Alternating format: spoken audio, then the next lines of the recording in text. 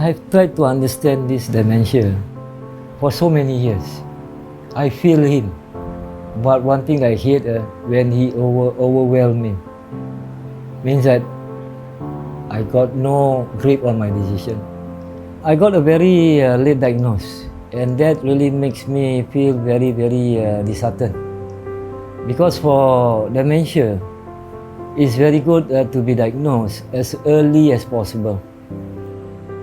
I was diagnosed very late in 2017. You know, that time I was a very good cook. I couldn't on the stove. I can't even on the stove. And the best part, when my wife Sarima saw me, drinking coffee inside the toilet. When I was a superintendent in the chemical plant in Jurong Island, I was the safety officer, a qualified safety officer. Then there's big fire at our maintenance section. It was very big. But during that time, I give some instruction, but after that, I'm lost. You know, during that period, the whole month, I couldn't perform. I stopped after the shutdown and everything. So I decided I wanted a very relaxing job. I thought driving was easy.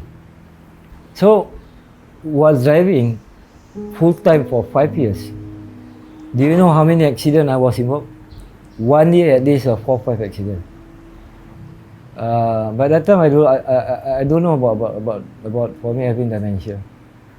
It was terrible. Nobody want to be diagnosed with dementia. You know, I think I cried, for a few weeks. From there, me and my wife, we don't tell our children first. Then after that, we call them. One by one, we explain to them. So they give a lot of support. Right until right now, my wife, when I'm sick, if my wife just call them saying that I'm sick, and they will start boom. So he immediately will come. My daughter immediately will come. They will hug me. Now, currently, because of the dementia, I don't have any really real hobbies. Because why? For a person with dementia, it's very important for them to have routines. I have 6 cats. Okay, it's a teamwork. Me and my wife. My wife take care in the morning. I take care at night. My motivation is very simple. You see, we normally in our dementia circle, we don't call it suffering. We never use this word. But I really suffer. I don't go out anymore. I nearly, get knocked down by a car. So we have to go on a holistic approach.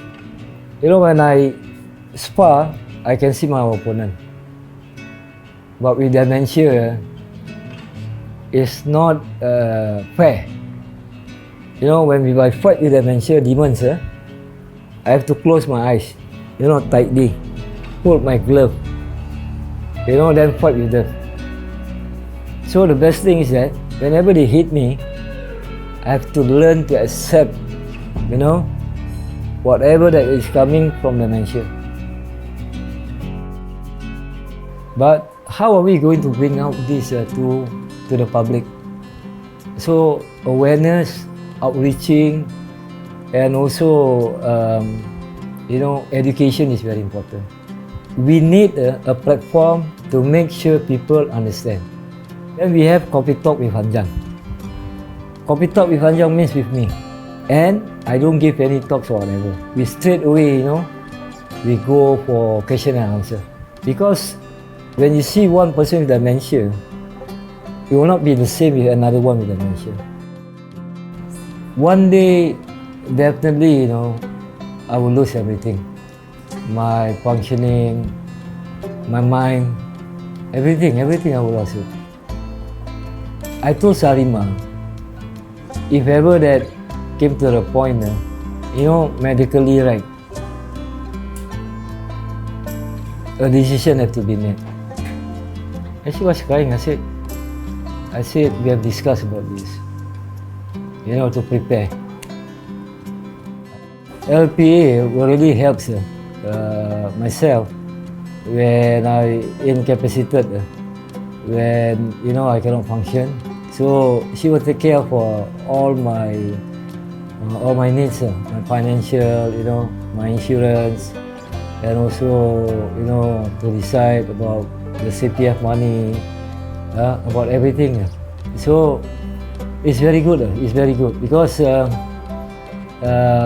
if you don't have one, then there's a lot of work that you need to do. You have to go to the courts and everything all. So that will be very troublesome. For Lewy body dementia, the lifespan in general is 5 to 8 years. But I have outlived. Why? Because I'm not Rocky, but I'm Anjang.